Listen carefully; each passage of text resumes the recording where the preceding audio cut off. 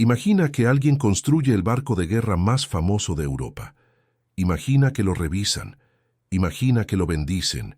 Imagina que lo empujan al agua delante de toda una ciudad. Y aún así, se hunde en minutos. Si te gustan las historias donde la versión oficial se queda corta, este canal es para ti. Suscríbete ahora. Activa la campana. Aquí hablamos de historia alternativa. Hablamos de decisiones raras. Hablamos de patrones. Y hablamos de lo que un imperio prefiere no admitir. Hoy vas a conocer el Vasa, un barco sueco de 1628, un símbolo de poder, un proyecto caro, un objeto de propaganda, un perfecto orgullo nacional.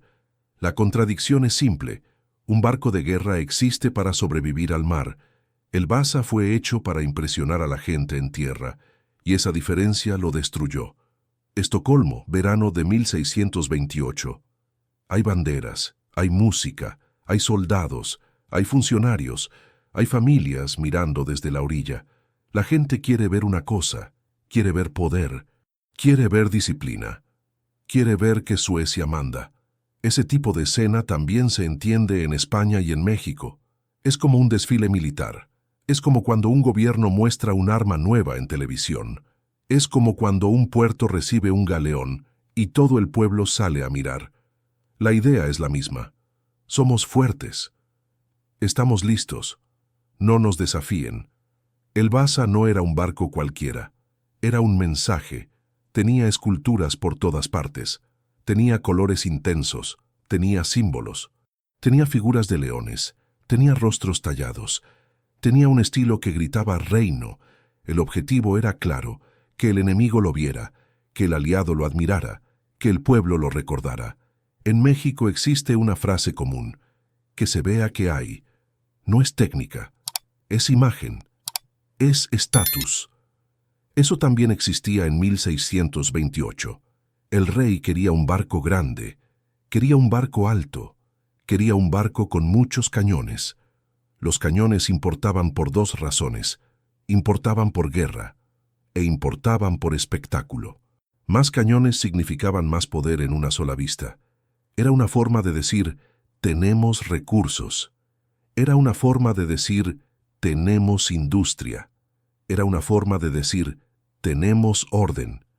El problema es que el mar no se impresiona.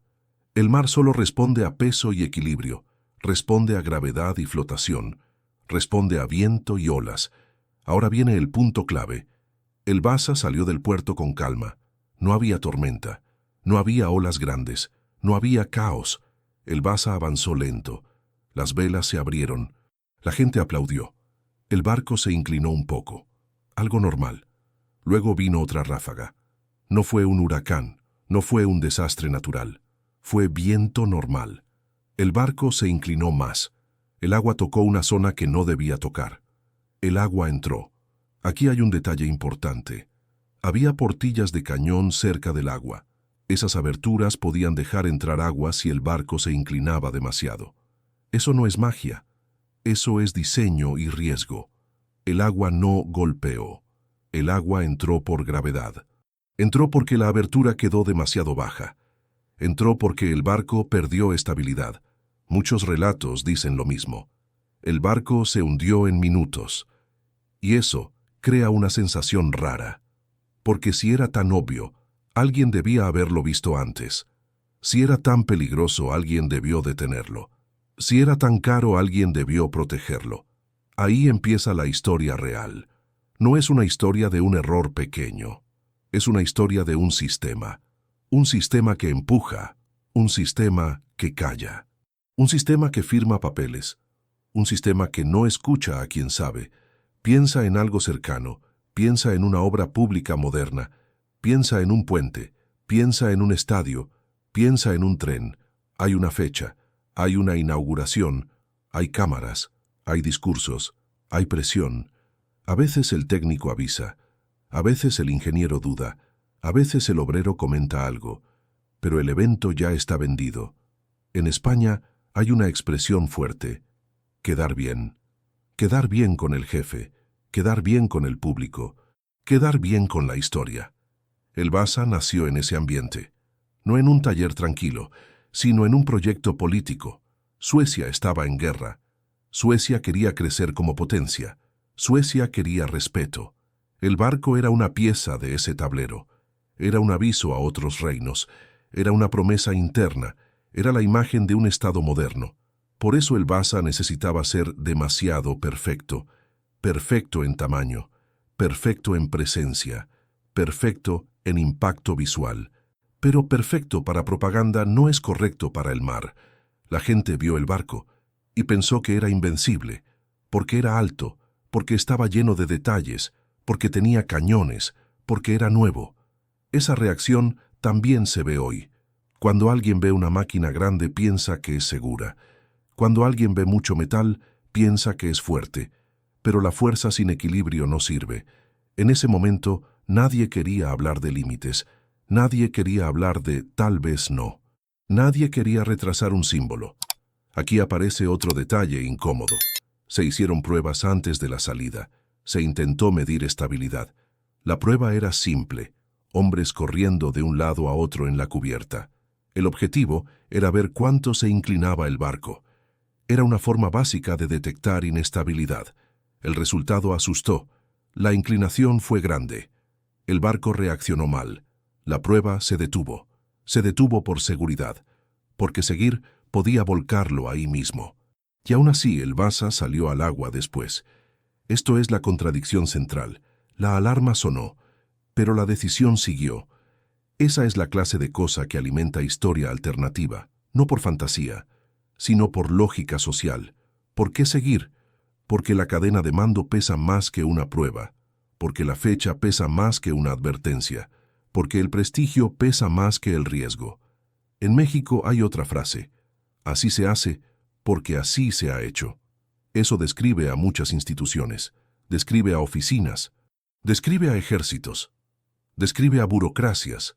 En 1628 ese tipo de mentalidad era común. La autoridad era vertical. El cuestionamiento era peligroso. La obediencia era una norma. No hace falta imaginar conspiraciones con capas oscuras. A veces basta con una regla simple. El que manda no quiere escuchar problemas. El que obedece no quiere ser culpable. Así nace lo que hoy llamamos obediencia estructural. No es una persona malvada. Es un sistema que recompensa silencio. Ahora vuelve a la escena. El puerto lleno, el barco saliendo, la música, la promesa. El Vasa se inclina, se recupera, se inclina otra vez. Algunos marineros sienten el cambio bajo los pies. Eso es físico, eso se siente. El agua entra, primero poca, luego más. Un barco puede tolerar agua si mantiene estabilidad. Pero aquí el problema era el equilibrio desde el inicio. Cada litro que entraba empeoraba todo. El barco pierde control, la inclinación aumenta, las aberturas quedan más cerca del agua. Entra más agua, y el símbolo se convierte en desastre. La gente grita, la gente corre, algunos saltan, muchos quedan atrapados, no porque el mar quisiera una tragedia, sino porque el diseño y la decisión se alinearon para producirla. Aquí es donde empieza la pregunta que de verdad importa. ¿Quién decidió que impresionar era más importante que flotar? Porque el Vasa no fue un barco improvisado. Fue un proyecto con expertos, con carpinteros navales, con artesanos, con dinero. Eso significa una cosa: la caída no fue por falta de talento, fue por cómo se usó ese talento, fue por la dirección del proyecto. Y esto conecta con un patrón que tu audiencia ya conoce. Catedrales que se construyen para imponerse, fortalezas que se diseñan para intimidar, monumentos que se levantan para marcar territorio. En España es fácil entenderlo con ejemplos históricos. La arquitectura real como mensaje de poder, el palacio como declaración, la plaza como escenario. En México también. Edificios oficiales que buscan imponerse, avenidas para desfiles, obras que quieren hacer historia. A veces el mensaje gana, a veces la función se sacrifica. El Vasa fue un monumento que debía navegar. Esa combinación es peligrosa. Y ahora viene lo más inquietante. Cuando una obra así falla, el sistema necesita una historia rápida, una explicación simple, una causa cómoda, porque la alternativa es peor: aceptar que la estructura estaba rota, aceptar que la decisión fue política, aceptar que la obediencia mató gente. Eso no se dice fácil, ni en 1628, ni hoy. El Vasa se hundió una vez, pero su verdadero problema no fue el agua, fue lo que pasaba antes del agua, y en los documentos, y en las versiones que circularon después, aparece una sombra clara. Muchos vieron señales, muchos sintieron dudas, pero casi nadie podía frenar la máquina. Esa es la puerta que vamos a abrir, no para hablar de fantasmas, sino para seguir el rastro de decisiones, para ver quién empujó el diseño, para ver quién cambió el plan, para ver quién ordenó seguir, porque si entendemos eso, el hundimiento deja de ser un accidente, se convierte en un patrón repetible, y ese patrón aparece en otras épocas, en otros imperios, en otras obras perfectas que caen por dentro antes de caer por fuera. Suecia no construyó el Vasa por capricho, lo construyó por miedo y lo construyó por ambición. En 1628, Europa estaba en tensión. Había guerras, había alianzas frágiles, había comercio armado, había reinos que querían crecer. Suecia era una potencia emergente, no era el centro del mundo, pero quería serlo, quería respeto, quería control del mar Báltico. En ese tiempo, el mar era una autopista, era ruta de dinero, era ruta de armas, era ruta de comida, era ruta de soldados. Quien domina el mar domina la economía. Eso no ha cambiado. Suecia tenía un objetivo simple: asegurar su posición y expandirla. Para eso necesitaba un mensaje claro. Ese mensaje era naval. Era visible, era inmediato. Un barco de guerra no solo dispara, también habla. Habla cuando está anclado, habla cuando entra a un puerto, habla cuando pasa cerca de un enemigo. El Vasa era una frase completa. Decía, aquí estamos. Decía, tenemos recursos. Decía, tenemos orden. Esa lógica es conocida en España. España fue un imperio marítimo y usó la flota como símbolo político. La Armada Española era una herramienta militar, pero también era propaganda. Cuando una flota zarpa, el reino muestra capacidad, muestra disciplina, muestra logística. En México, esa lógica se entiende por historia.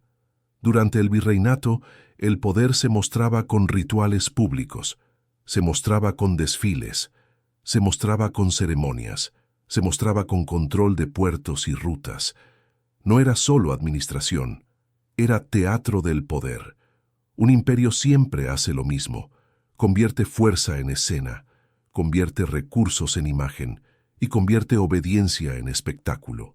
Eso es importante para entender el Vasa, porque el Vasa no fue solo un producto de ingeniería, fue un producto de política. Suecia tenía rivales, tenía amenazas y tenía urgencia.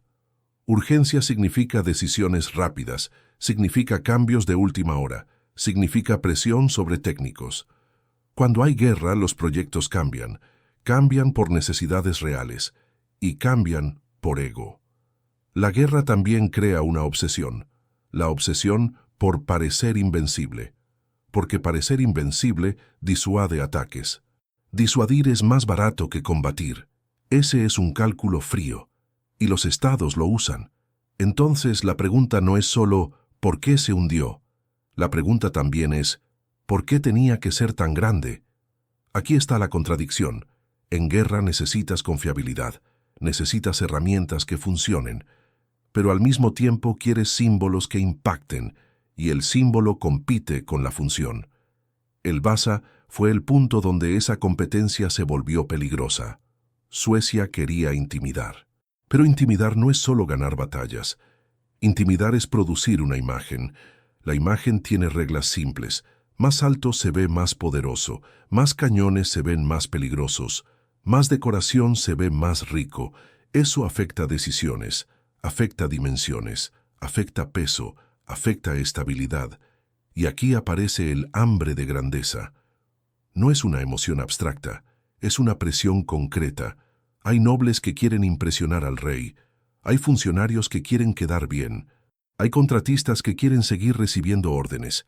Hay capitanes que quieren ascender. Cuando muchas personas dependen del éxito político de un objeto, nadie quiere decir no. Ese es el terreno perfecto para una falla sistémica, porque el sistema ya está diseñado para evitar frenos. En España hay una idea histórica que ayuda a entenderlo. El prestigio imperial tenía un costo enorme. Se financiaba con plata, impuestos y deuda. Y aún así, se sostenía porque era imagen. Muchos galeones y flotas existían para comercio, pero también existían para mostrar continuidad del poder, incluso cuando el costo era alto. En México, esa lógica se vio en la administración colonial. El poder se representaba con edificios, con ceremonias, con símbolos religiosos y civiles, con control visible. El mensaje era, aquí manda la corona. Aunque en la práctica hubiera crisis, en Suecia ocurría algo parecido, no con virreinatos, sino con consolidación interna. El Estado necesitaba que la población creyera en su fuerza, y necesitaba que los rivales lo vieran. Por eso el Vasa tenía esculturas, por eso tenía colores, por eso tenía un diseño que era más que un casco. Las esculturas no ayudaban a navegar, ayudaban a convencer. Los colores no ayudaban a disparar, ayudaban a impresionar. La altura no ayudaba a estabilidad, ayudaba a dominar el horizonte. Ese es el punto. El Vasa era un cartel gigante, pero un cartel gigante sobre el agua tiene un problema. El agua te exige equilibrio. Ahora piensa en la guerra como entorno. En guerra la información viaja rápido, los espías escuchan, los emisarios observan, los puertos tienen rumores, un barco nuevo se comenta, se reporta, se dibuja, se exagera. Entonces, el lanzamiento del Vasa no era un evento local, era un mensaje regional. Si el Vasa navegaba bien, Suecia ganaba aura. Si el Vasa imponía miedo, Suecia ganaba espacio político. Por eso se aceleran decisiones, por eso se acepta riesgo. Porque el beneficio era grande. Pero el mar no premia propaganda, el mar castiga errores. Y cuando un sistema prioriza el teatro, los errores dejan de ser pequeños, se vuelven estructurales. Otro punto del contexto es la tecnología y la industria. Suecia quería mostrar capacidad técnica. Quería mostrar que podía construir algo comparable a grandes potencias. En España, durante siglos, la construcción naval fue un indicador de Estado. Tener astilleros fuertes significaba capacidad militar y comercial. Lo mismo aplicaba en el norte. Un barco grande requería madera, requería hierro, requería artesanos, requería logística. Mostrar un barco así era decir, podemos sostener esto. Eso crea un sesgo. El sesgo de la inversión. Cuando ya gastaste mucho, te cuesta detener. Cuando ya prometiste, te cuesta frenar. Cuando ya hiciste propaganda interna, te cuesta admitir duda. Ese sesgo es moderno, y también era real en 1628. Si el Vasa se retrasaba, alguien perdía prestigio. Si se rediseñaba, alguien admitía error. Si se reducía tamaño, alguien parecía débil. Y en política, parecer débil puede ser tan peligroso como ser débil. Por eso se empuja, por eso se recorta debate, por eso se ignoran pruebas. Ahora hay que entender algo más. El poder sueco también necesitaba control interno. Un Estado en expansión necesita obediencia doméstica, necesita impuestos, necesita reclutas, necesita disciplina. Un símbolo ayuda a eso. Un símbolo hace que la población crea en el proyecto. En México se entiende con ejemplos contemporáneos. Cuando un gobierno inaugura una obra enorme, busca legitimidad, busca un antes y después, busca una imagen que unifique. En España también. Grandes proyectos se presentan como orgullo nacional, como señal de modernidad, como prueba de eficiencia. El mecanismo es el mismo, solo cambia el siglo. El Vasa fue vendido como orgullo, fue anunciado como fuerza, fue presentado como inevitable. Entonces el lanzamiento ya era una obligación política, y esa obligación crea el peor enemigo de la ingeniería. Crea prisa. La prisa no solo acorta tiempos, también corta conversaciones, corta dudas, corta revisiones, y la prisa crea otra cosa. Crea silencio, porque cuando todo debe salir bien, nadie quiere ser la voz del problema. Esa voz se vuelve incómoda, se vuelve negativa, se vuelve enemiga del proyecto. En sistemas jerárquicos, eso es fatal, porque los datos suben filtrados. Si un carpintero nota algo, no siempre puede hablar. Si un técnico advierte, no siempre será escuchado. Si un oficial duda, puede callar por carrera. Ese es el corazón del contexto. Guerra, propaganda, ambición, jerarquía. El Basa es el resultado de esa mezcla. Y aquí viene una pregunta incómoda para la audiencia. Si el objetivo era intimidar rivales, ¿a quién se estaba intimidando realmente? ¿A los enemigos? ¿O al propio pueblo con una imagen de fuerza? Porque cuando un símbolo falla en público, el daño es doble. Se pierde un barco. Y se pierde credibilidad. Por eso, después del hundimiento, el sistema necesitaba una explicación rápida. Necesitaba algo que no señalara a la estructura. Necesitaba un relato manejable. Ese movimiento es típico en imperios, y es típico en burocracias. El contexto de guerra explica la obsesión, pero no explica el detalle. No explica cómo se decidió el tamaño exacto. No explica quién pidió más cañones.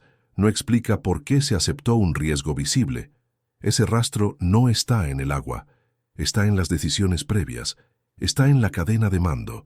Está en los cambios del diseño. Y cuando sigues esa cadena, aparece un elemento clave. No es el viento. No es el mar. Es el momento en que alguien dijo, hazlo más grande. Y todos los demás ajustaron el resto para obedecer. Ese ajuste es donde nacen los errores más caros, porque no se discute si se debe, solo se discute cómo se hace. Y ese tipo de mentalidad no se limita a barcos, también aparece en edificios, aparece en fortificaciones, aparece en monumentos, aparece donde el poder quiere una cosa clara: altura, presencia, impacto. En el Basa, esa obsesión se concentró en una sola estructura, una estructura que debía flotar. La pregunta ya no es ¿qué pasó? La pregunta es ¿qué exigieron que fuera? Porque cuando un objeto nace como propaganda, se vuelve vulnerable. Vulnerable a cambios forzados, vulnerable a decisiones de prestigio, vulnerable a una cadena de mando que no tolera frenos. Y aquí la historia se pone más precisa, porque para entender el hundimiento hay que mirar el diseño, hay que mirar la forma, hay que mirar la distribución del peso, hay que mirar el lugar de los cañones, hay que mirar la altura, no como dato suelto, sino como consecuencia de un mandato. El Basa no era solo grande, era grande de una manera específica, y esa manera tiene señales claras. Cuando las ves, entiendes algo inquietante. El barco no se hundió cuando tocó el agua. El barco empezó a hundirse cuando el proyecto fue redefinido para impresionar. Y ese cambio dejó huellas. Huellas que todavía se pueden leer. Huellas que te dicen qué priorizó el poder y qué sacrificó en silencio. El Basa fue diseñado para ser visto. No fue diseñado para ser perdonado por el mar. Eso cambia todo. Porque el diseño no nace solo de cálculos, nace de órdenes, nace de expectativas, nace de orgullo. Un barco de guerra normal busca equilibrio, busca estabilidad, busca margen de seguridad. El Basa buscó impacto, buscó altura, buscó presencia, y aquí aparece el diseño imposible. Un diseño que quería dos cosas al mismo tiempo: ser una plataforma de cañones y ser una vitrina de poder. La palabra vitrina es exacta, porque el Basa debía exhibir riqueza, debía exhibir autoridad, debía exhibir un mensaje para cualquiera que lo mirara. El casco no era solo estructura, era base para un espectáculo. La altura fue una decisión política. Un barco alto se ve desde lejos. Un barco alto domina el puerto.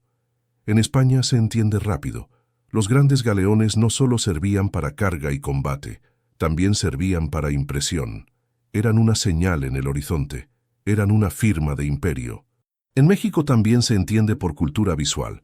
Un edificio alto en un centro histórico se nota. Un monumento grande en una avenida se nota. La escala comunica poder. El Basa quería esa escala, pero sobre agua. Cada metro extra arriba tiene un costo. Ese costo es estabilidad. Un barco flota porque desplaza agua. Un barco se mantiene derecho porque su peso está bien distribuido. Eso es literal. Si subes peso hacia arriba, el barco se vuelve más nervioso. Se inclina con facilidad. Se recupera con dificultad. Eso no es opinión, es física. Ahora mira el segundo elemento, los ornamentos. El Basa tenía tallas, tenía figuras, tenía decoraciones pesadas. Algunas decoraciones eran de madera, pero eran muchas y estaban en zonas altas. Además estaban pintadas y tratadas. Eso suma peso, eso suma carga.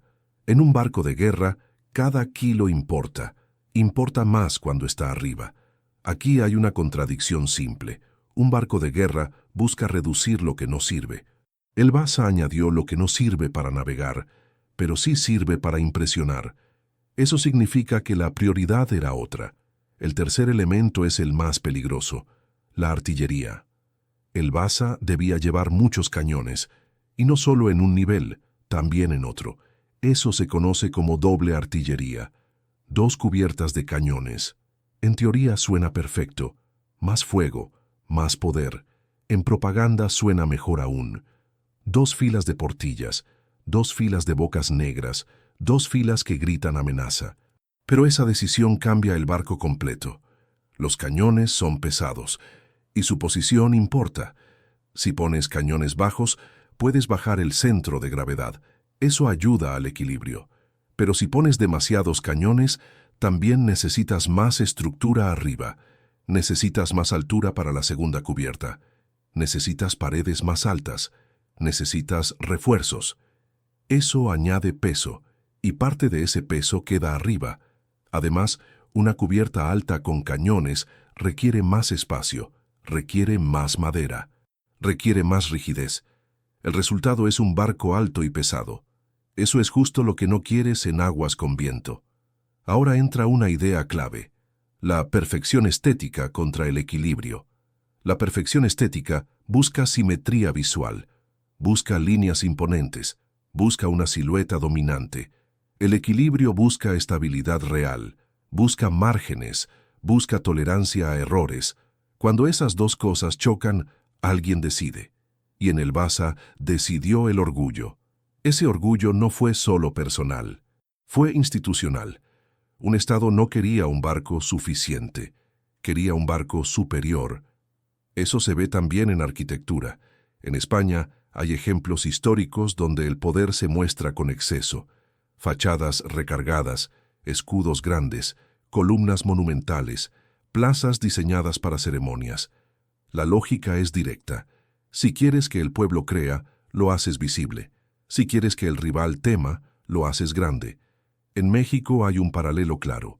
La arquitectura colonial y luego la republicana usaron la escala para autoridad. Catedrales enormes, palacios de gobierno, monumentos cívicos. No es misticismo, es propaganda en piedra. El Basa fue propaganda en madera. Por eso es un puente perfecto para este canal, porque aquí se ve un patrón. La tecnología y la arquitectura pueden ser usadas como discurso, no solo como herramienta. Un barco puede ser un arma y también un cartel. El problema es que el mar no negocia con carteles. Ahora piensa en el proceso de diseño como un tablero de decisiones. Un técnico mira estabilidad, un político mira imagen, un almirante mira intimidación, un proveedor mira plazos, un noble mira prestigio. Todos empujan en direcciones distintas, pero no todos tienen el mismo poder. En un sistema jerárquico el diseño sigue la orden más alta, y los ajustes se hacen debajo. Eso produce una cosa peligrosa, un diseño que se adapta sin replantearse. Se añade una cubierta de cañones. Entonces se refuerza aquí, se corrige allá, se compensa como se puede, pero no se rediseña desde cero. porque rediseñar significa admitir que el plan inicial no sirve. Y eso se evita. En proyectos modernos ocurre igual. Se cambia el alcance, se agregan funciones. Se mantiene la fecha, se mantiene el discurso. Y el sistema dice una frase típica: hazlo funcionar. El BASA fue un hazlo funcionar enorme. Ahora, mira otro detalle del diseño: la proporción. Un barco necesita relación correcta entre ancho y altura. Necesita un cuerpo que resista inclinación. Si el casco es relativamente estrecho y el barco es alto, la estabilidad cae. No hace falta ser experto para entenderlo. Es como una torre delgada. La torre se ve impresionante, pero necesita base fuerte. El BASA quería la torre, pero su base no acompañó del todo. Aquí aparece una palabra útil: margen. Un diseño sano tiene margen. Tiene tolerancia al viento. Tiene tolerancia a errores. Tiene tolerancia a carga variable. El BASA tenía poco margen, porque su diseño estaba ajustado para máximo impacto. Y cuando no hay margen, un viento normal se vuelve amenaza. Ahora une los tres factores: altura, decoración, doble artillería. Juntos generan un mismo resultado: centro de gravedad más alto, mayor tendencia a escorar, más agua entrando cuando se inclina. Eso también conecta con el detalle de las portillas. Las portillas bajas se acercan al agua cuando el barco se inclina. Si están abiertas, entra agua. Si entra agua, la inclinación aumenta. Es una reacción en cadena, y el diseño la permite. Esto no significa que nadie supiera nada. Significa que el diseño fue empujado hacia un extremo, y ese extremo cobra factura. Ahora entra el tema de tecnología antigua avanzada. Hay gente que mira el pasado y piensa que era simple, pero no era simple. La construcción naval del siglo XVII era compleja. Era una mezcla de experiencia y cálculo práctico. Era una industria especializada. Había conocimiento, había método, había oficio, y aún así, ese conocimiento puede ser derrotado por política. Eso es un mensaje fuerte para un canal de historia alternativa, porque no necesitas fantasía para ver cosas raras. A veces lo raro es social, es institucional. Un sistema puede producir un objeto técnicamente hermoso y técnicamente frágil. Eso es lo demasiado perfecto. Perfecto como símbolo, imperfecto como máquina. Y aquí hay otra contradicción que duele. Si el BASA era tan importante, debía ser probado más, debía ser ajustado, debía ser retrasado si hacía falta, pero no lo fue. Eso no se explica con error humano simple, se explica con prioridades, y las prioridades dejan rastros en el diseño. Las dejan en la altura, las dejan en el peso, las dejan en los adornos, las dejan en los cañones. Todo eso era elección. Ahora piensa en la palabra orgullo. Orgullo no es solo emoción, es presión externa. En España se conoce el peso del honor y la reputación en la historia. El honor era una moneda social. Perderlo era perder poder. En México también se entiende. El prestigio público pesa. El ¿qué dirán? Pesa. Un proyecto nacional se vuelve una prueba de reputación. Entonces el orgullo dicta medidas, dicta tamaño, dicta apariencia. Y el diseño responde. Ese es el diseño imposible, porque el diseñador no diseña para el mar, diseña para el rey. Y luego intenta que el mar acepte. A veces funciona, a veces no. El BASA fue el caso donde no. Ahora hay un último punto que parece pequeño, pero no lo es: la coordinación. Un diseño grande necesita consistencia, necesita que todos midan igual, necesita que todos sigan el mismo patrón, necesita control de calidad. Cuando un proyecto crece rápido y cambia, la consistencia se rompe, y cuando la consistencia se rompe, el diseño se vuelve más frágil. Eso no se ve desde el puerto, se ve en el comportamiento del barco. El BASA no solo era alto, no solo estaba cargado, también era producto de un proceso bajo presión, y ese proceso es el que vamos a seguir, porque si el diseño ya era un límite, el proceso lo empujó más. Y ahí entran detalles que incomodan: cambios durante la construcción, órdenes que llegan tarde, decisiones que no se documentan de forma clara.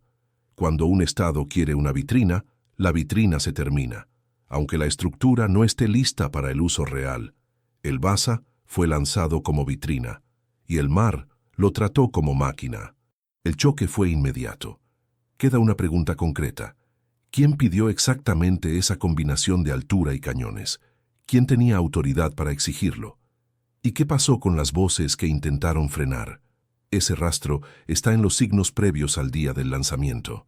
Está en las pruebas, está en los reportes, y está en una decisión crítica que transformó el barco de posible a al límite.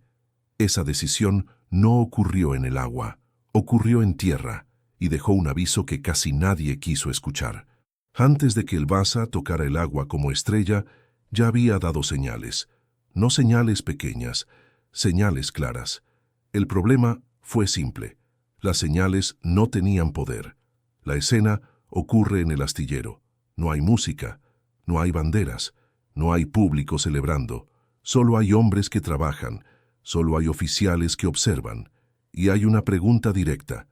¿Este barco es estable?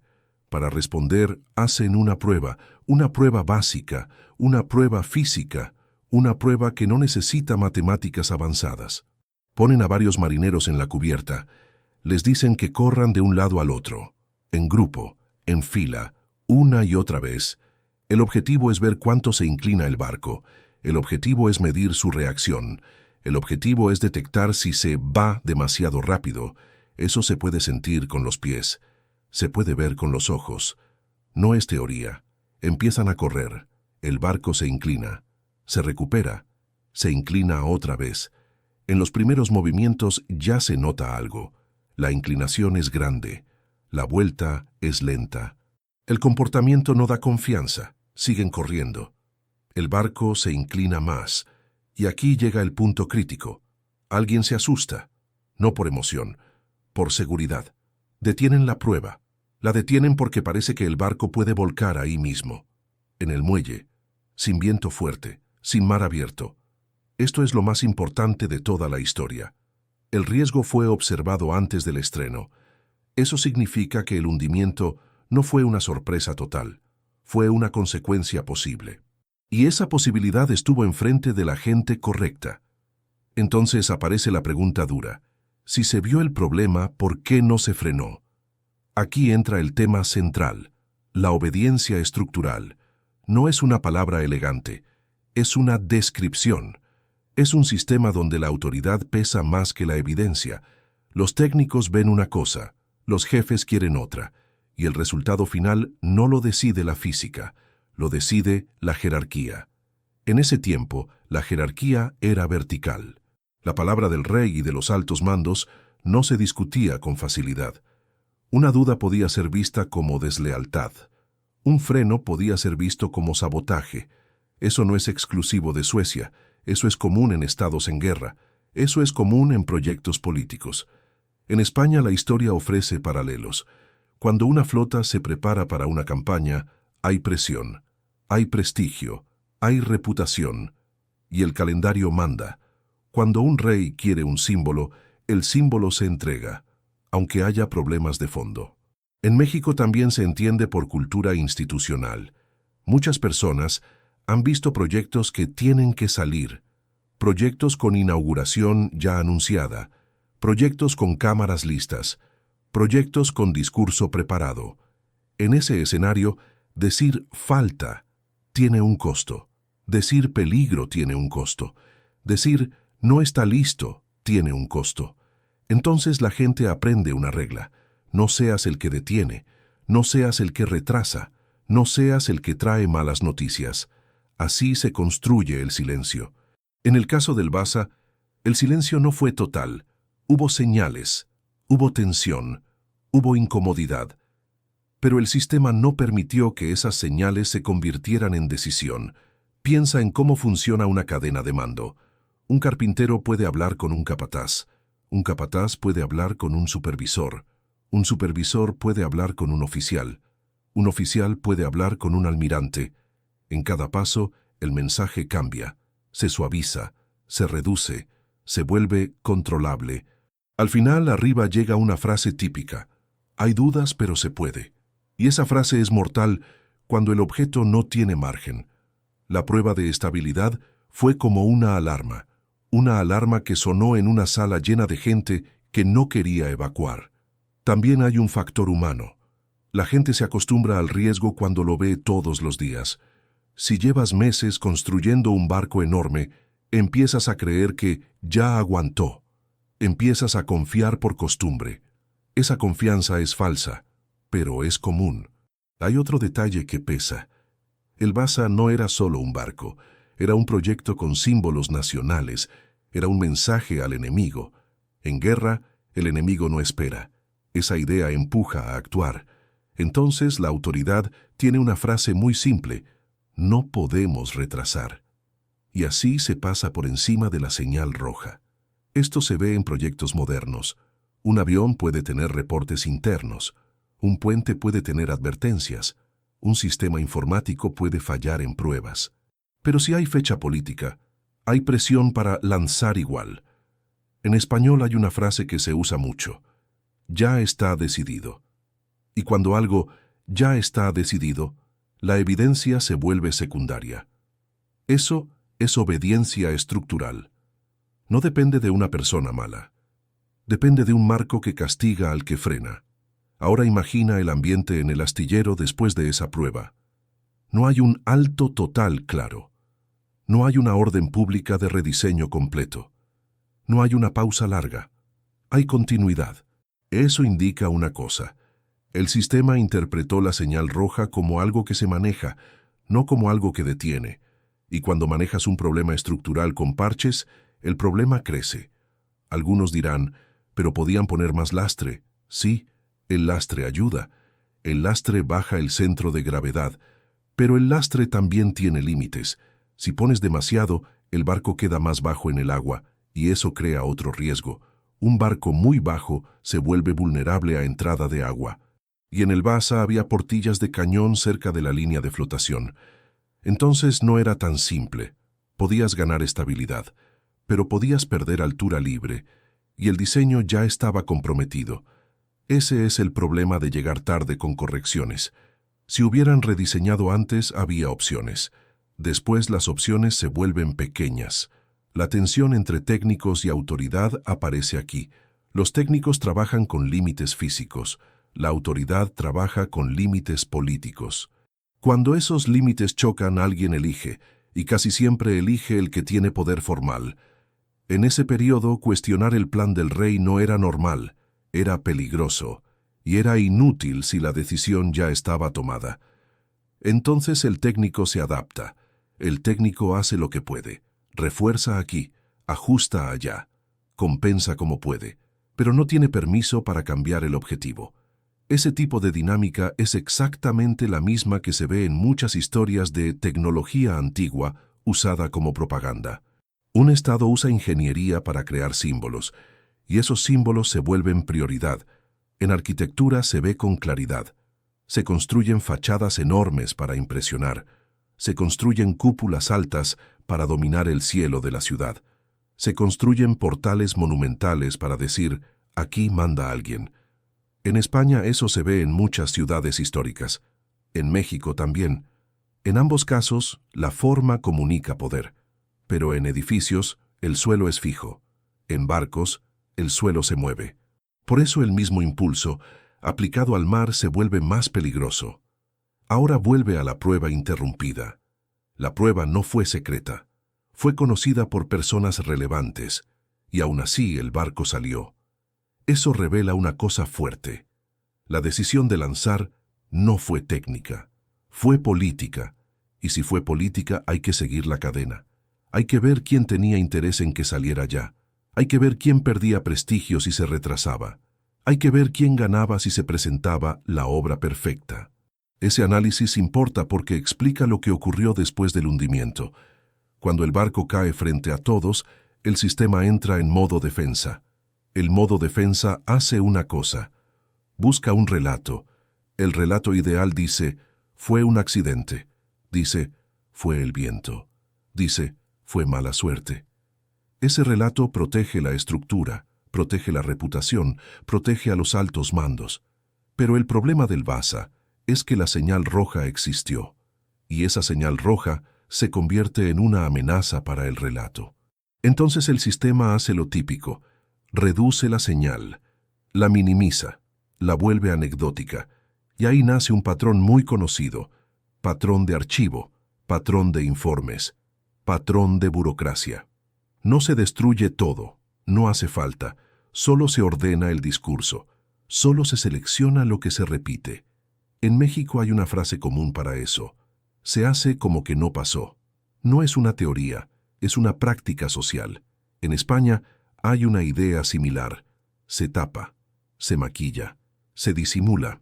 En el caso del Basa, el hundimiento fue demasiado visible para taparlo, pero el origen del hundimiento sí podía ser controlado en narrativa. La prueba interrumpida es el punto donde la historia cambia de accidente a sistema, porque ahí la evidencia aparece antes del evento. No fue un golpe inesperado, fue una advertencia ignorada, y eso te obliga a mirar otra cosa. No el viento, no el mar, sino la estructura de decisiones. Cuando un proyecto pasa a la fuerza, deja huellas. Deja huellas en cómo se habló del riesgo. Deja huellas en quién firmó. Deja huellas en quién se cayó. Y también deja huellas en los detalles del día del lanzamiento, porque cuando hay prisa política, hay gestos extraños, hay ventanas abiertas que no deberían estar abiertas, hay demostraciones que no deberían hacerse. Hay prioridades de espectáculo. El Basa fue presentado en público como si ya estuviera probado, como si ya fuera seguro, como si ya fuera inevitable. Esa palabra es clave. Inevitable. Cuando un proyecto se vuelve inevitable, deja de ser revisable, y cuando deja de ser revisable, se vuelve vulnerable. La parte 1 te dio el estreno. La parte 2 te dio el contexto. Y ahora ya tienes la mecánica real. Una señal roja que no se convirtió en freno. Falta el paso final para entender el desastre. ¿Qué decisión práctica se tomó en el lanzamiento? ¿Qué se priorizó en esos minutos? ¿Y por qué una ráfaga normal fue suficiente para tumbar un símbolo que debía intimidar a todo un mar? ¿Por qué el Basa no cayó solo por inclinarse? Cayó porque alguien aceptó una condición concreta. Una condición que convierte una inclinación normal en una entrada de agua sin retorno. Hay una forma alternativa de mirar el Basa, no como barco primero, sino como monumento primero. Eso cambia la lectura, porque un monumento se diseña para ser visto, un barco se diseña para funcionar en movimiento. El Basa intentó ser ambas cosas, y ahí aparece la idea de catedral de madera. No es religión, no es misterio sobrenatural, es una lógica de poder. Una catedral se construye para dominar el espacio, se construye para enviar un mensaje, se construye para que la gente mire hacia arriba. Un barco como el Basa se construyó para algo parecido, para dominar el puerto, para dominar el horizonte, para obligar a mirar. La altura es el primer punto en común. En una catedral, la altura es identidad. En el Basa, la altura era propaganda. Y aquí hay una contradicción directa. La altura en tierra es estabilidad, la altura en mar es riesgo. En España esto se entiende con ejemplos claros. Muchos centros históricos tienen catedrales y torres que buscan imponerse. No se hicieron pequeñas para ser prácticas, se hicieron grandes para comunicar autoridad. El mensaje era simple. Este poder es grande. Esta ciudad importa. Esta corona manda. En México también se entiende. Las catedrales coloniales y los templos mayores se hicieron para dominar la plaza. La plaza era el escenario, la altura era el discurso.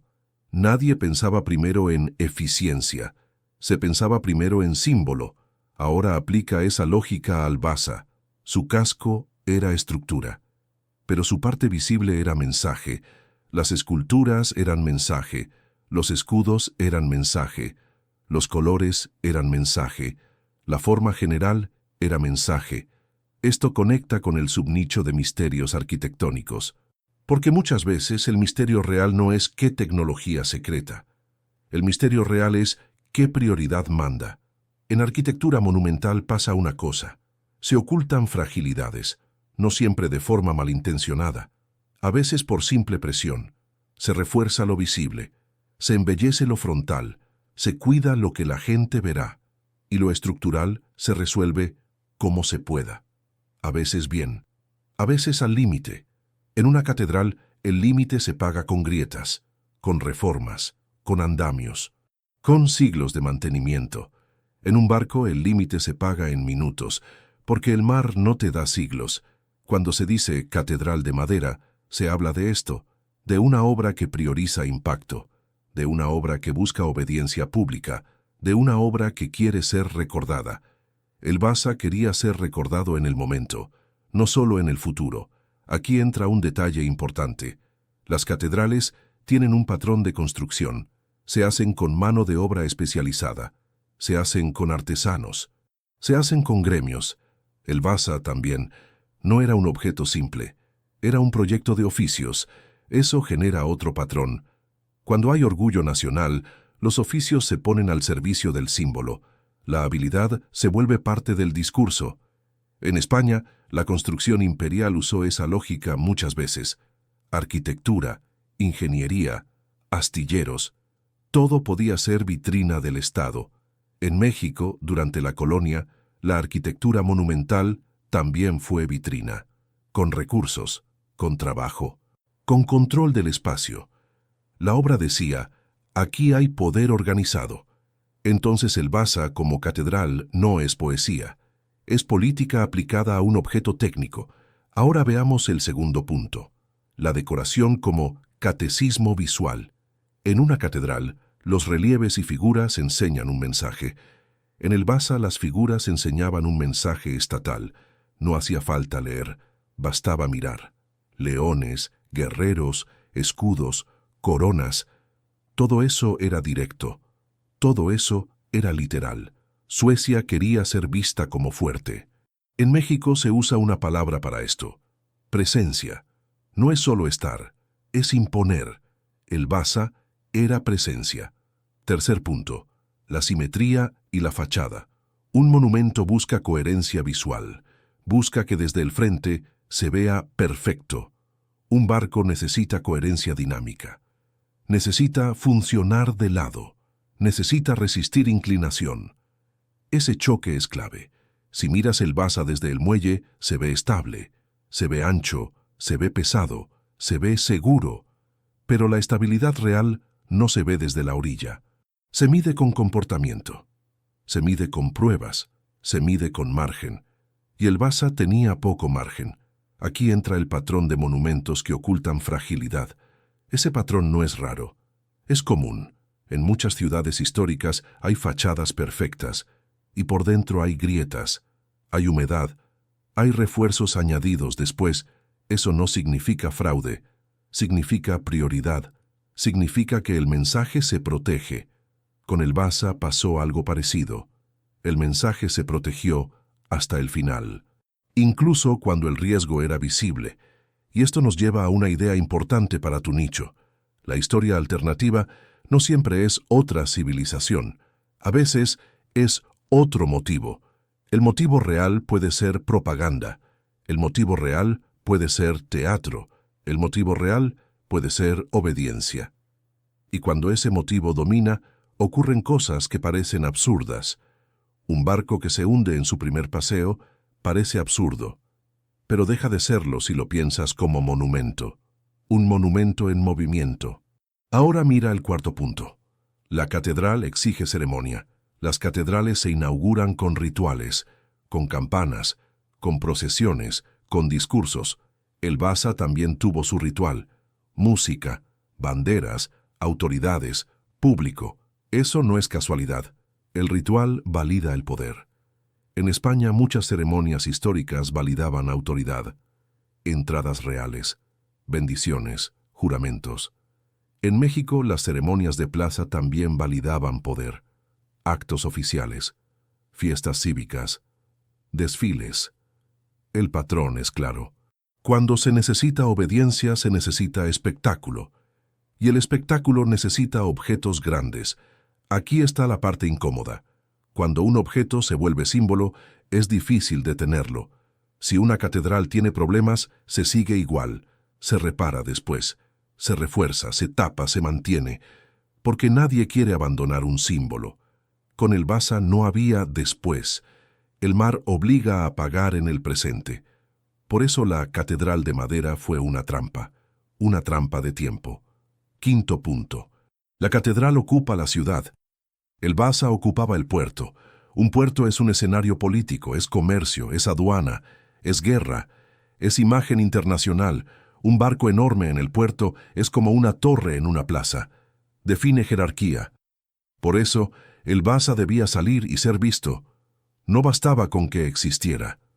Tenía que mostrarse. Esa urgencia de mostrarse es la misma urgencia de inaugurar una obra hoy. Un gobierno inaugura para fijar un relato. No inaugura solo por utilidad. En México se dice cortar el listón. Ese acto importa más de lo que parece. En España también se entiende. La foto de inauguración es poder. La foto es prueba. En 1628, la foto era la mirada pública. Y eso nos trae a una pregunta clave. ¿El Vasa fue diseñado para ganar batallas o para ganar miradas?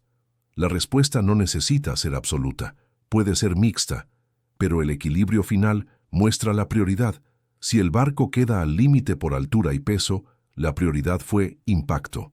Si la prueba de estabilidad se detiene y aún así se lanza, la prioridad fue impacto. Ese es el patrón del monumento. Ahora conectemos con el subnicho de tecnología antigua avanzada. El Vasa demuestra que había capacidad artesanal enorme. Tallado, ensamble, carpintería naval. Eso no era primitivo. Era alto nivel para su época. Pero también demuestra otra cosa. La tecnología no es el límite principal. El límite principal es la gobernanza del proyecto. Un proyecto puede tener talento, puede tener materiales, puede tener dinero, y aún así fallar por decisiones. Eso rompe una idea común, la idea de que la historia avanza solo por técnica.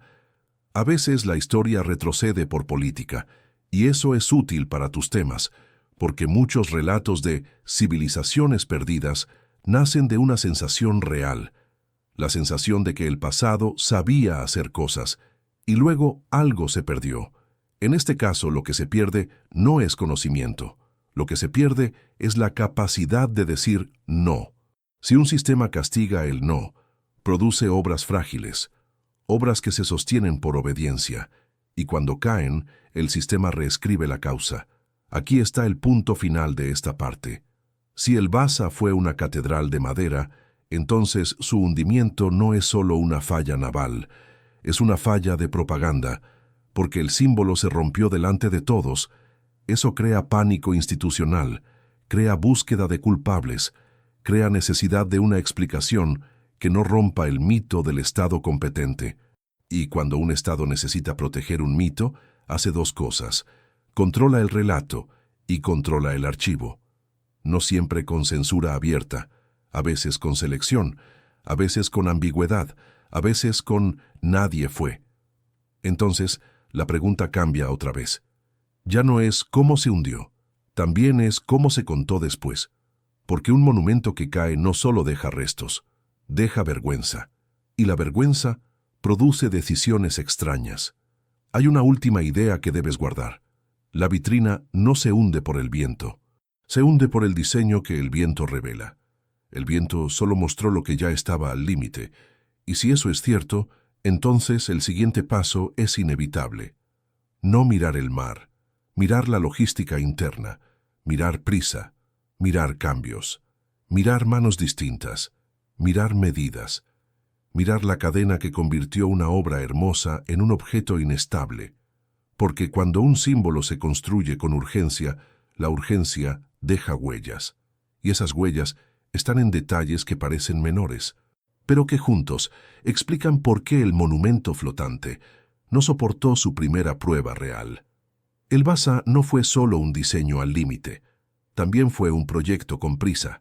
La prisa no se ve en una maqueta, se ve en la logística, se ve en la forma de trabajar, se ve en los cambios. Aquí empieza la parte más incómoda. la parte donde no hace falta magia. Solo hace falta mirar cómo funcionan los proyectos grandes. Cuando un Estado quiere un símbolo rápido, aparecen tres cosas. Aparece presión por fecha, aparece cadena de mando fragmentada y aparece silencio. La presión por fecha es simple. Hay una guerra, hay un rival mirando, hay un rey exigiendo resultados y hay funcionarios que no quieren fallar. Entonces el calendario se vuelve sagrado y el calendario manda más que la prudencia. Ese patrón se ve hoy. También se vio en 1628. En México se entiende con una frase común: hay que entregarlo como sea. En España también. Hay que sacarlo adelante. Cuando un proyecto entra en ese modo, cambia el comportamiento de todos. Los técnicos ajustan en lugar de rediseñar, los supervisores aceleran en lugar de revisar, los jefes piden soluciones rápidas y la documentación se vuelve secundaria. Ahora mira el Basa como obra. Es madera, es hierro, es cuerda, es pintura, es artillería, es miles de piezas. Eso requiere una cadena de suministro, requiere talleres, requiere equipos, requiere coordinación, y ahí aparece el primer problema. La coordinación perfecta casi nunca existe, menos en guerra, menos con prisa. El Basa fue construido en un entorno de cambios de especificación, cambios de prioridad, cambios de órdenes. No todos los cambios quedan escritos de forma clara. Muchos cambios se dan por voz, se dan por urgencia, se dan por jerarquía, y un cambio dado por voz deja un riesgo. Se interpreta distinto, se aplica distinto, se ejecuta distinto. Ese es el tema de manos distintas. Un barco grande no lo hace una sola mano, lo hace un sistema de manos. Carpinteros navales, maestros de ribera, herreros, talladores, pintores, artilleros, marineros de prueba. Cada grupo tiene su lenguaje, cada grupo tiene sus medidas prácticas, cada grupo trabaja con lo que recibe. Si el plan cambia y no se comunica bien, el resultado se deforma. Aquí entra el punto de las medidas inconsistentes. En el siglo XVII no había estándares modernos como hoy. Había unidades locales. Había reglas de taller. Había costumbre. Eso no significa caos total. Significa dependencia del método interno. Si un taller mide de una forma y otro taller mide de otra, aparecen pequeñas diferencias. Una diferencia pequeña en una pieza puede ser tolerable, pero muchas diferencias pequeñas en un barco al límite se vuelven peligrosas, porque el Basa estaba al límite. Eso es clave. Cuando hay margen, un error pequeño no mata. Cuando no hay margen, un error pequeño se vuelve decisivo. Ahora mira la cadena de mando fragmentada. Esto es importante. Un proyecto sano tiene una autoridad técnica fuerte, una sola voz que puede decir alto, un responsable que puede frenar. En proyectos políticos, esa autoridad se diluye, se reparte, se mezcla con intereses. El Basa tenía presión del rey, tenía presión militar, tenía presión administrativa, tenía presión de prestigio. Eso crea un triángulo peligroso. El técnico responde a la física, el militar responde al enemigo. El político responde a la imagen, y cuando los tres mandan, nadie manda del todo. Esa fragmentación produce una cosa concreta: decisiones parciales. Se decide aumentar artillería, pero no se decide rediseñar el casco desde cero. Se decide mantener la altura, pero no se decide ampliar la base lo suficiente. Se decide terminar decoración, pero no se decide retrasar pruebas. Son decisiones que se suman, y se suman sin coherencia completa. Eso parece caos, pero muchas veces es caos organizado. Caos organizado significa esto: cada área trabaja con su objetivo inmediato, y el objetivo global se vuelve una ilusión. El taller de tallas quiere terminar figuras, el responsable de cañones quiere montar piezas, el astillero quiere cerrar plazos, la autoridad quiere inaugurar. Nadie está premiado por detener el proyecto, todos están premiados por avanzar. Ese incentivo es silencioso, pero es real. Aquí entra el enfoque conspirativo soft. No hablamos de sociedades secretas, no hablamos de fuerzas invisibles, hablamos de incentivos. Un incentivo puede producir un encubrimiento sin que nadie lo planifique como crimen, porque el encubrimiento puede ser solo no levantar la mano. Si alguien ve un problema, lo guarda, porque levantarlo crea conflicto, porque levantarlo puede arruinar una carrera, porque levantarlo puede hacerte culpable. Eso es un silencio conveniente. En México existe una palabra para esa cultura, compadrazgo. No siempre en sentido literal, en sentido de red. Red de favores, red de protección, red de no me metas en problemas. En España también se entiende por otro término, cuidar el puesto, cuidar la espalda. No es maldad pura, es supervivencia en un sistema. Ahora mira cómo esto afecta la calidad. Cuando hay prisa, se recortan pruebas, se reducen iteraciones, se confía en lo que ya se hizo antes, y se ignora que este barco no era como antes. El Basa era extremo, era grande, era alto, tenía doble artillería, tenía decoración pesada. Eso lo hacía diferente. Entonces usar costumbres de barcos normales era un error. No un error de ignorancia, un error de sistema. Ahora otro factor, la sucesión y el cambio de liderazgo. Los proyectos largos suelen sufrir cambios de personas. Enfermedad, muerte, traslados, política. Cuando un líder técnico se va, se pierde continuidad, se pierde criterio, se pierde memoria del porqué. En ese vacío el proyecto sigue, pero sigue con menos fuerza para decir no. Sigue con más obediencia, sigue con más improvisación, eso es importante, porque un diseño difícil necesita coherencia del inicio al final. El Basa necesitaba coherencia, pero el contexto no la favorecía. Ahora vamos a un punto concreto que suele ignorarse. El peso real final. En un proyecto con cambios, el peso final rara vez es igual al plan inicial.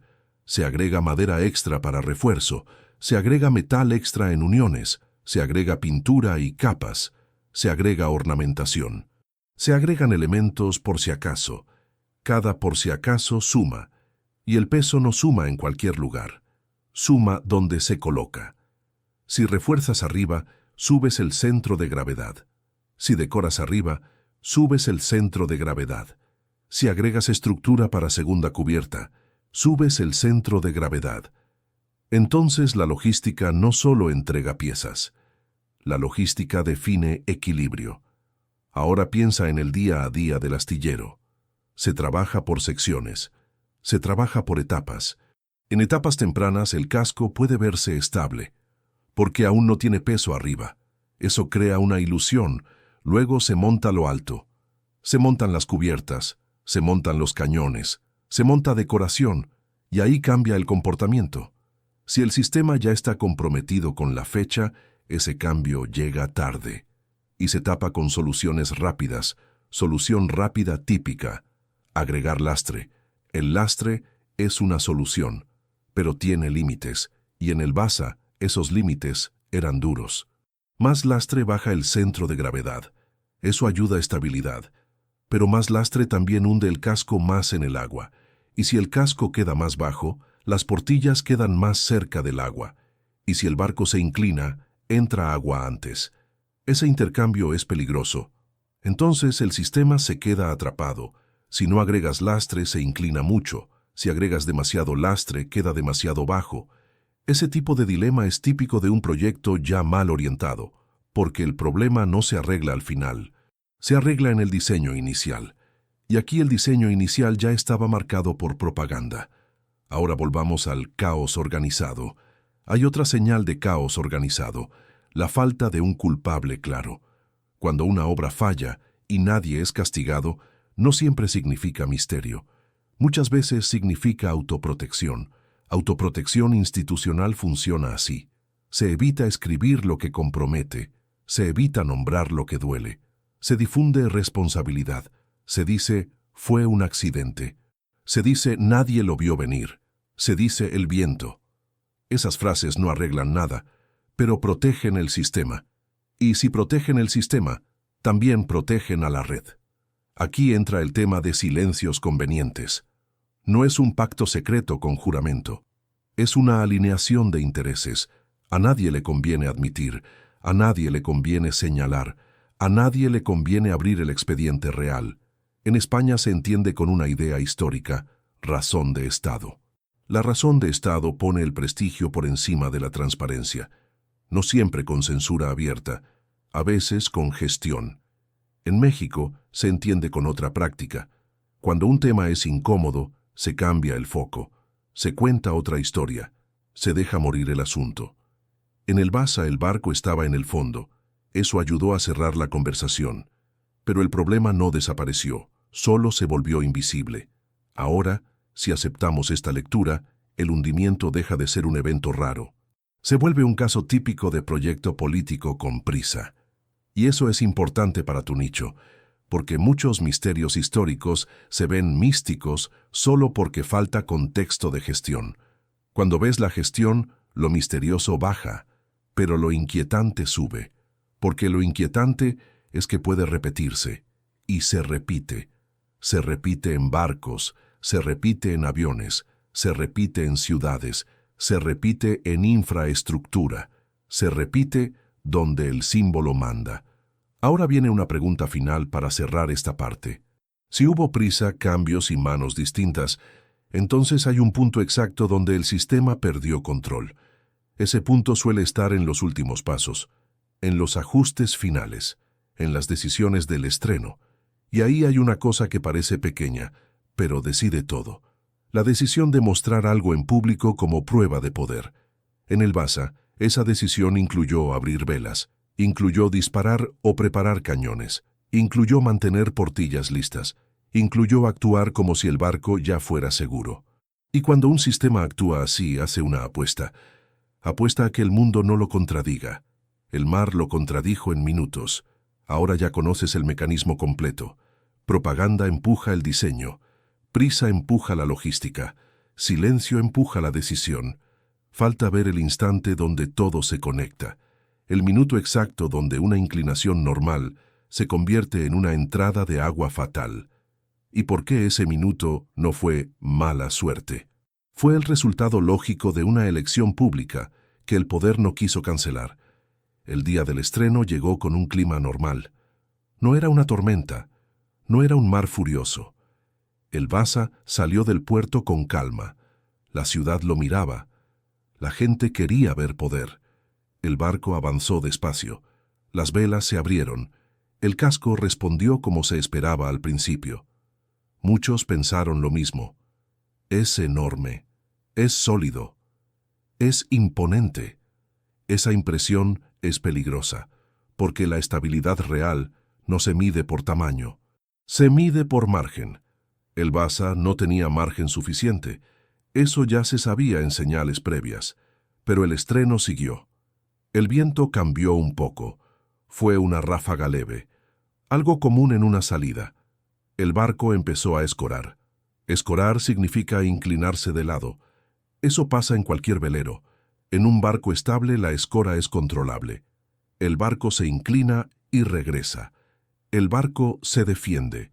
El Basa se inclinó demasiado y tardó más en regresar. Eso fue la primera alarma del minuto fatal. La tripulación lo sintió, no por intuición mística, por presión en los pies, por tensión en las cuerdas, por el ángulo del horizonte. El viento siguió. No fue más fuerte que antes, solo fue suficiente. El Basa volvió a escorar, esta vez más, y esa inclinación acercó el agua a un punto crítico.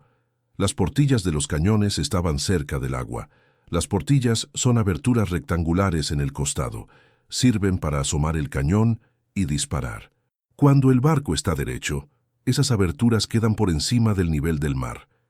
Cuando el barco se inclina, una parte queda más baja, y el mar sube contra esa abertura.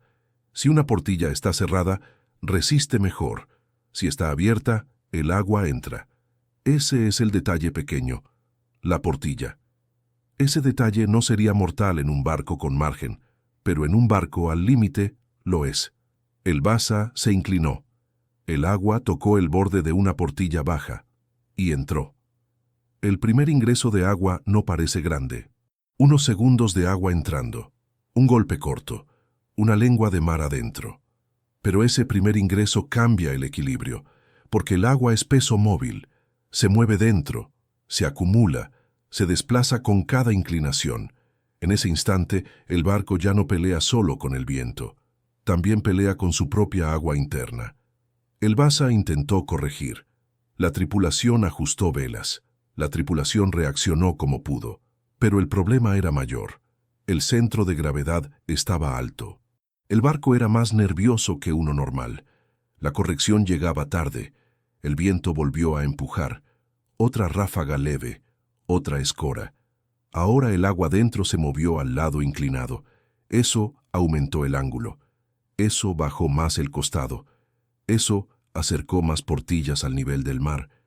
Entonces entró más agua. No por castigo, por geometría. Cuando el agua entra, el barco se hunde un poco más. Cuando se hunde más, las portillas quedan más cerca del agua. Cuando el barco escora, el agua entra con más facilidad. Es una reacción en cadena, no es un misterio, es un efecto acumulativo. En un barco bien diseñado, esa cadena se corta por altura libre, se corta por estabilidad, se corta por compartimentos, se corta por margen. En el Vasa, la cadena quedó abierta. La tripulación pudo sentir el cambio. El barco ya no respondía igual. La recuperación era más lenta. El ángulo era más peligroso. La gente en la orilla todavía no entendía. Para el público era solo un balanceo. Para el público era parte del show. Ese es otro elemento cruel del teatro de poder. El público no ve el límite. El público ve solo la fachada. En el barco, algunos ya estaban en modo emergencia. No era pánico teatral, era lógica. El agua seguía entrando. El Vasa perdía flotabilidad. El casco bajaba. Cada centímetro hacia abajo era peor, porque el diseño ya tenía portillas bajas, porque el lastre y la carga ya lo ponían cerca del agua, porque la segunda cubierta y la altura añadían inestabilidad. La escora aumentó otra vez, y en ese punto el mar encontró una puerta abierta. Una portilla abierta es una invitación. El agua no necesita fuerza extra, solo necesita ángulo. Entró un volumen mayor. El peso interno creció. La corrección se volvió casi imposible. Ahora hay un detalle técnico que se entiende fácil. Un barco flota por el aire dentro, por el volumen que desplaza. Si se llena de agua, ese volumen útil se pierde. Además, el agua dentro no se queda quieta. Se mueve con el balanceo. Ese movimiento empuja más inclinación. A partir de cierto punto, la estabilidad se rompe. No se rompe lentamente, se rompe de golpe. Eso fue lo que ocurrió. No en horas, en minutos. El Vasa ya no era un barco controlable. Era una masa inclinada con agua entrando. Era un objeto grande con un centro de gravedad alto. Era una catedral de madera bajo una regla que no perdona. En la orilla, la escena cambió de tono. La gente vio que la inclinación era real. Vio que no era parte del show. Algunos gritaron, otros corrieron, otros se quedaron congelados. En el barco hubo intentos finales, soltar velas, ajustar cuerdas, moverse. Pero también hay una realidad. En un momento así, cualquier movimiento de personas puede empeorar, porque el peso humano se desplaza, porque el agua ya está dentro. El barco se inclinó más, el agua entró más, el casco bajó, y entonces llegó el punto sin retorno. El centro de gravedad pasó el límite de recuperación. La fuerza de retorno ya no fue suficiente. El Vasa se tumbó más, y el agua entró como un flujo continuo. En segundos, el interior se llenó. Las cubiertas se volvieron trampas. Los pasillos se volvieron túneles de agua. No hace falta describirlo con detalles gráficos. Basta con entender la mecánica. El barco perdió aire. El barco ganó agua. Y el barco se fue al fondo. Todo ocurrió cerca del puerto, cerca de la gente, cerca de los ojos del poder. Eso es lo que lo hace tan humillante. No fue una batalla, no fue una tormenta legendaria. Fue un estreno. Aquí entra la frase clave. El error final fue pequeño. El problema era gigante. El error final pudo ser una portilla abierta. O varias portillas abiertas. Pudo ser una decisión de dejar listas las bocas de fuego. Pudo ser una elección práctica para el espectáculo, pero ese error solo pudo matar porque todo lo anterior era frágil. Si el barco tuviera más estabilidad, una portilla abierta sería un susto. Si el barco tuviera más altura libre, el agua no entraría tan rápido. Si el barco tuviera más margen, una ráfaga leve no lo pondría al límite. El Vasa no tenía esas defensas. Por eso el viento leve fue suficiente. No porque el viento fuera raro, sino porque el barco era vulnerable por diseño y por proceso. En España existe una idea histórica útil aquí. Cuando un imperio busca aparentar, la realidad puede cobrar caro. La apariencia no aguanta una prueba real. En México hay una frase que encaja sin poesía. Se cayó por dentro. Aunque aquí fue literal y físico. El proyecto ya estaba roto antes de salir.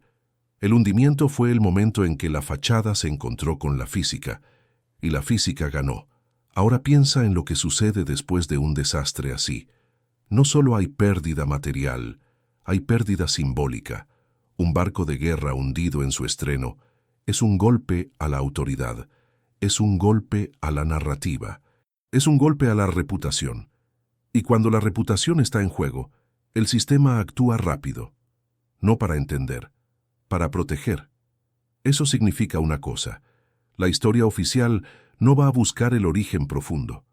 Va a buscar una causa corta, una causa que cierre el caso. Y ahí aparece el siguiente campo de batalla. No en el mar, en los testimonios, en las preguntas, en el juicio. Porque después del minuto fatal empieza otra operación, la operación de explicación. Y esa operación tiene una regla.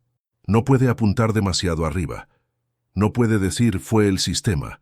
Tiene que decir fue algo puntual. La portilla es perfecta para eso.